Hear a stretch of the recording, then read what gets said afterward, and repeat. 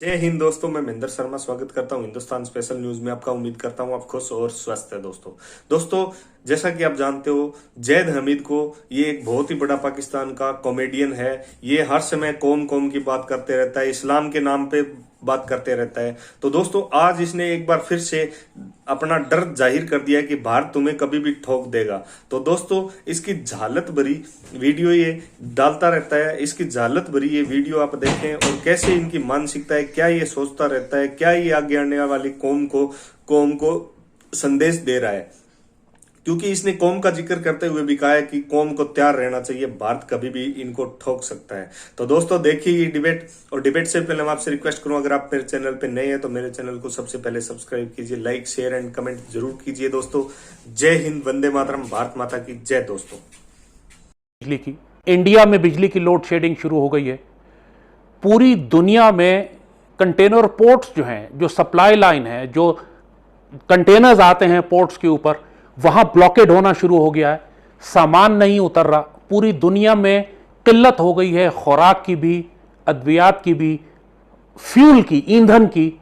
Petrol की कीमतें आसमान पर जा रही हैं और जो गैस प्राइसेस हैं, एलएनजी की कीमतें जो हैं, वो भी कई गुना बढ़ती चली जा रही हैं। और अभी सर्दी आई भी नहीं है और सर्दियों में इनकी कीमतों में वैसे ही इजाफा हो जाता है। ये सब कुछ क्या हो रहा है, इसके लिए हम आपको थोड़ा सा पीछे लेकर जाएंगे। लेकिन उससे पहले ये बात हम आपको बता दें कि पिछले 1.5-2 साल से मुसलसल एक बात हम कौम को बता रहे हैं, अपने हुक्मरानों को बताने की कोशिश कर रहे हैं कि आने वाली दुनिया में ये कहत और जंगें बर्पा करेंगे, मईशत की तबाही लाएंगे और इसके नतीजे में दुनिया की आबादियां कम करनी है इन्होंने। और इसके लिए पाकिस्तान को तैयारी करनी है। इसके लिए हमें अपने गल्ले के ज़खायर तैयार रखने हैं। इसके लिए हमें पाकिस्तान में ईंधन और फ्यूल और पेट्रोल और डीजल जमा करके रखना है, या उसकी रसद ऐसी रखनी है कि किसी सूरत में हमारी यह रसद बंद नहीं की जा सके।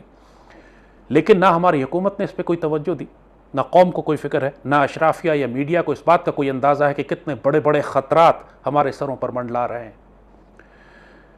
हम हमेशा जब भी हमारी गल्ले की फसल होती है, हम अपनी गंदम एक्सपोर्ट कर देते हैं, फिर कुछ अरसे के बाद उसको इंपोर्ट कर रहे होते हैं जाहिलों और बेगैरतों की तरह। जब चावल अल्लाह हमें सरप्लस देता है तो हम चावल पूरा का पूरा उठा के एक्सपोर्ट कर देते हैं। हालांकि अब पूरी दुनिया में इस वक्त कहत बर्पा होने जा रहा है। हर मुल्क, पूरी दुनिया में क्रॉप फेलियर्स हैं, चाहे अमेरिका हो, वेनेजुएला हो, ब्राज़ील हो। बड़े बड़े ममालिक जो गल्ला पैदा किया करते थे, सोयाबीन पैदा करते थे, वो सब तबाही के दहाने पर पहुंच चुके हैं। तो ये सब कुछ हो क्या रहा है, हम थोड़ा सा आपको पीछे लेके जाएंगे लॉकडाउन स्ट्रैटेजी की तरफ। जब इन्होंने लॉकडाउन लगाना शुरू किया, उस वक्त हमने ये बात बताई थी आपको कि इनका मकसद मिडिल क्लास को तबाह करना है, दुनिया की मईशतों को तबाह करना है। जो दुनिया की आला तरीन 0.01% इसकी जो आला तरीन बिलियनर्स हैं, वो तो अमीर कबीर ट्रिलियनर होते चले गए। लेकिन वो तमाम लोग जो नौकरी पेशा थे, वो तमाम लोग जो छोटा कारोबार करते थे, दुकानें चलाते थे, वो तमाम लोग जो मिडिल क्लास या लोअर मिडिल क्लास से जिनका ताल्लुक था, पूरी दुनिया में इनकी तबाही बर्पा हो गई। खुद पाकिस्तान में कोई 2 करोड़ से ज्यादा लोग बेरोजगार हुए। दुनिया में एक ही स्ट्रैटेजी थी, इस हुकूमत को भी वही स्ट्रैटेजी दी गई। जो कुछ उनको रॉथस्चाइल्ड और रॉकफेलर ने कहा, इन्होंने कर दिया। इस लॉकडाउन के नतीजे में पूरी दुनिया में पहले तबाही बर्पा हुई, कारोबार खत्म हो गया, फसलें खत्म हो गई, क्योंकि फसलों को लेकर लॉकडाउन लगे हुए थे, लिहाजा फसलें जो थी वो मार्केट में और बाजारों में, मंडियों में नहीं लाई जा सकी। तो पूरी दुनिया में वैसे ही कहत बर्पा हो रहा था, सप्लाई चेन डिस्टर्ब हो रही थी। आपने देखा पाकिस्तान में तालीमी निजाम पिछले 1.5 साल हो गए, बच्चों को तबाह बर्बाद करके रख दिया। पूरे मुल्क को जहल नस्ल हमारी 1.5 साल में कोई स्कूल तालीमी निजाम नहीं हो सका। इसी तरीके से मसाजिद और हज को बंद किया गया। ये इनके सारे ऑब्जेक्टिव्स थे लॉकडाउन स्ट्रैटेजी के नतीजे में। इसके बाद इन्होंने अगला स्टेप जो किया वो ये कि आप जहरीले टीके लगाएं। अगर आप ये नहीं लगवाएंगे तो हम आपको ना स्कूल आने देंगे, ना कारोबार करने देंगे, ना दफ्तर में जाने देंगे। आप ना हवाई जहाज में सफर कर सकेंगे, ना आप ट्रेन में बैठ सकेंगे, ना आप अपने दफ्तरों में आ सकते हैं, ना आप किसी किस्म की कोई सरकारी सहूलत इस्तेमाल कर सकते हैं। ये पूरी दुनिया में हो रहा है, पाकिस्तान में भी हो रहा है। तो इस सारी सूरत हाल में पूरी दुनिया में काम रुक गया। पूरी दुनिया में, जैसे कहा कि जब हर जगह काम रुक गया, तो वो तमाम बड़े बड़े कंटेनर शिप्स जिनका काम ये था कि माल एक बंदरगाह से उठाकर दूसरी बंदरगाह तक पहुंचाते थे, उनके पास स्टाफ नहीं थे काम करने वाले, जगह जगह हड़तालें बर्पा हो गई, जगह जगह कहत आना शुरू हो गया, जगह जगह हुकूमतों में तसादुम शुरू हो गया। पूरी दुनिया में आप देख रहे हैं, जिस तरह ऑस्ट्रेलिया की मिसाल आपके सामने है, मुसलसल ऑस्ट्रेलिया में तसादुम हो रहा है लोगों का हुकूमतों के साथ, कनाडा में, इटली में, यूरोप में। इंग्लैंड के अंदर इन्होंने ब्रेक्सिट का ड्रामा किया, लेकिन असल में वो यही बात थी कि हजारों, इन्होंने 50-60 हज़ार के करीब ड्राइवर बाहर निकाल दिए, वहां कहत बर्पा हो गया, लोग कम हो गए। सिर्फ ड्राइवर ही नहीं बल्कि सारे वो लोग जो पोर्ट्स के, सी पोर्ट्स पे काम करते थे, सप्लाई चेन कंट्रोल करते थे, वो सब सारा काम रोक दिया। ये सब कुछ जो इन्होंने शुरू में लॉकडाउन लगाया, उसके नतीजे में जो डोमिनो इफेक्ट पैदा होना शुरू हुआ, आज उसका ये हाल हो गया है कि चाइना की बंदरगाहों के ऊपर हजारों लाखों कंटेनर खड़े हुए हैं और उनको कोई जहाज़ों में भरने वाला नहीं है। जो जहाज़ों में भरे जा चुके हैं वो अमेरिका की बंदरगाह के बाहर खड़े हुए हैं। 2-2 महीने का वेट है उनका, वेटिंग पीरियड, 2 महीने के बाद ये जाके कहीं अनलोड होंगे। अब जाहिर है कि जब ये सारे कंटेनर्स, चाहे जिसमें फ्यूल भरा हो, चाहे उसमें कंटेनर्स हो, सप्लाईज हो, तेल हो, गैस हो, जब वो खड़े हुए हैं समुद्र में, तो बाकी जगहों पर जहां उनकी जरूरत थी वहां किल्लत पैदा हो गई। लिहाजा सप्लाई चेन फिर यहां डिस्टर्ब होना शुरू हो, क्योंकि एक कुछ महदूद कंटेनर्स हैं जिन्होंने यहां से सामान यहां पहुंचाना है, फिर वहां से आगे पहुंचाना है। अगर इस समुद्र में खड़ा हुआ है तो जाहिर है कि हर तरफ सामान की किल्लत होना शुरू हो जाएगी। और इसीलिए वो तमाम ममालिक जो कोयला अपना इस्तेमाल करते थे, चीन में और इंडिया के अंदर कोयले से बहुत बड़ी बिजली पैदा होती, वहां कहत और किल्लत पैदा होनी शुरू हो गई। पूरी दुनिया का निज़ाम इन्होंने दरहम भरम करके रख दिया। इसके नतीजे में क्या होगा? वो होगा कि जो आपने लेबनान में अभी देखा। लेबनान पिछले हफ्ते बिल्कुल अंधेरे में चला गया क्योंकि उनके पास फ्यूल नहीं था, पेट्रोल या फ्यूल ऐसा नहीं था कि जिसकी बिजली बना सकते। जब पूरा मुल्क अंधेरे में चला गया तो जाहिर है फिर एक गम गुस्सा और एक फ्रस्ट्रेशन और एक एंगर हुकूमत के खिलाफ, जो आपने देखा कि चंद रोज पहले इतनी जोर से फटा के पूरा लेबनान खाना जंगी के दहाने पर पहुंच चुका। एक तरफ उसकी फौज है, एक तरफ मलेशिया ग्रुप्स हैं, वहां वैसे ही कई तरह के मलेशिया ग्रुप्स थे, हिजबुल्लाह भी थी और बहुत सारे ग्रुप्स भी थे।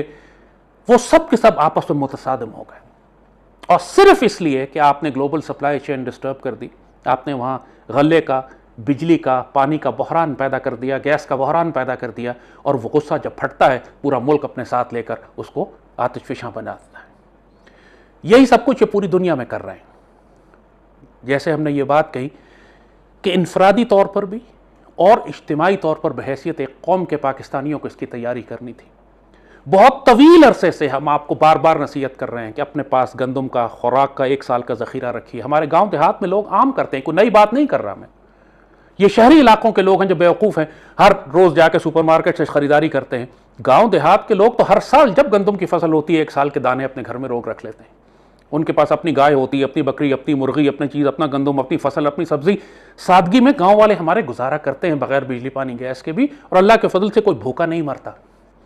मसला शहर वालों को आएगा, क्योंकि जिनके पास ना अपनी बकरी है, ना गाय है, ना मुर्गी है, ना सब्जी है, ना फल है, ना उन्होंने अपने गंदाने रखे हुए हैं अपने घर में, और हर चीज़ वो बाजार से खरीद के लाते हैं। और जब ये ग्लोबल सप्लाई चेन डिस्टर्ब होती है तो सबसे ज़्यादा शहरी आबादी के लोग हलाक और मारे जाते हैं। यही आप यूरोप में देख रहे हैं कि कुत्तों की तरह लड़ रहे हैं टॉयलेट पेपर के ऊपर और एक कॉर्नफ्लेक्स के डब्बे के ऊपर और दूध के डब्बे के ऊपर, क्योंकि पूरी दुनिया में ग्लोबल सप्लाई चेन इन्होंने तबाह कर दी। एक जगह से दूसरी जगह माल नहीं पहुंच रहा है, महीनों के बाद पहुंच रहा है। और इसके नतीजे में जैसे कहा कि फिर पेट्रोल की कीमत जो है आसमान की तरफ जा रही है। ये महंगाई जो पाकिस्तान में आप देख रहे हैं ये पूरी दुनिया में आ रही है, लाई जा रही है। हुकूमत की पॉलिसीज भी गलत हैं, इसमें कोई शुबा नहीं। लोगों को जो कुछ अपने पास गल्ले और खुराक थी वो एक्सपोर्ट कर दिया करते थे, ये लिहाजा अब भूखे मर रहे हैं।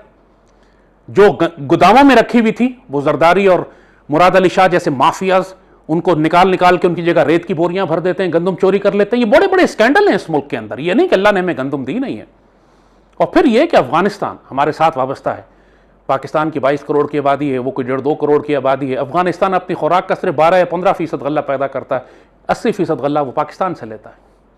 तो आप 22 करोड़ नहीं हैं, आप 24-25 करोड़ हैं। आपको अफगानिस्तान को भी फीड करना है, चाहे या ना चाहें। आप कानूनी तौर पर नहीं भेजेंगे, स्मगल होकर जाएगा, लोग भूखे तो नहीं मर सकते वहाँ।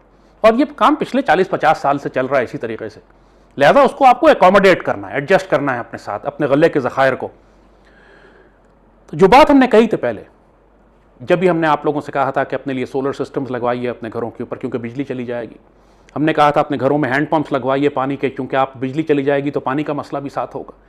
हमने आपसे कहा था सर्वाइवल बैग्स बनाइए और अपने आप को इस तरीके से ज़िंदगी गुजारने का आदी बनाइए कि जदीद सहूलतों के बगैर भी आप जिंदा रह सकें। गंदम होती है तो साल के दाने और चावल खरीद के अपने घर में रख लीजिए, सादा खाना खाएं लेकिन कम अज़ कम आपके पास गुजारा करने के लिए तो होगा। और कौमी सतह पर भी ये बात कही थी हुकूमत से। आप बात कर रहे हैं कि हम बाहर से oil and gas, petrol Pakistan का सारा समुद्र के रास्ते आता है, हमारी LNG सारी समुद्र के रास्ते आती है, लेकिन जब अवेलेबल ही नहीं है मार्केट में, पूरी दुनिया के बड़े बड़े मुल्क खरीद के ले जा चुके हैं, तो आपको कहां से मिलेगी? मिलेगी भी तो 10 गुना ज्यादा कीमत के ऊपर। और यही हो रहा है इस वक्त आज पाकिस्तान के साथ। और अभी तो सर्दियां भी नहीं शुरू हुई। मैं साफ हुकूमत पाकिस्तान को एक फिर नसीहत कर रहा हूं, हमने 100 दफा पहले भी कहा है, आप ईरान के रास्ते अपनी पेट्रोल की सप्लाई लाइन खोलें, ट्रकों के जरिए। ईरान के पास पेट्रोल है बेचने के लिए, इसके लिए आपको कोई कंटेनर शिप्स नहीं चाहिए, कोई बहरी जहाज नहीं चाहिए। ऑलरेडी बलूचिस्तान में ईरान का स्मगल पेट्रोल बिक रहा होता है, इसको ऑर्गेनाइज कर दें। आप रियासत के तौर पर नहीं कर सकते, आप लोकल मकामी कारोबारी हजरात को इजाजत दे दें, स्मगलरों को इजाजत दे दें कि यार तुम लाओ पेट्रोल बेचो, कम से कम मुल्क की जरूरियात तो पूरी होंगी। क्योंकि इस वक्त आपके पास पेट्रोल आएगा ही नहीं बाहर। सऊदी अरब जितना मर्जी क्रेडिट लाइन आपको देता रहे, जब टैंकर है ही नहीं दुनिया में इस वक्त आपको अनलोड करने के लिए, तो LNG है ही नहीं टैंकर्स, तो आप कैसे अनलोड करेंगे और मिलेंगे और लेके कैसे आएंगे पाकिस्तान में? नतीजतन पूरे पाकिस्तान में, जैसे पिछले साल आपने देखा था कि लाहौर की बड़ी बड़ी आबादियां 10-10 करोड़ के घर हैं, लेकिन लकड़ी पर जला के खाना पकाने की कोशिश कर रहे हैं, क्योंकि गैस नहीं है। मुल्क के अंदर गैस की लोड शेडिंग, पाकिस्तान के अंदर जो गैस के जखायर थे इनको हमने इस्तेमाल नहीं किया, ज्यादती करके इस्तेमाल किया, मिस यूज किया, प्रॉपर नए जखायर नहीं तलाश किए, जो किए उनको निकाले। जानबूझकर ये स्ट्रैटेजी मुल्क के अंदर भी और आलमी तौर पर भी बनाई गई कि दुनिया में, मुल्कों में, खास तौर पर पाकिस्तान के अंदर भी पेट्रोल का और गैस का कहत पैदा किया जाए।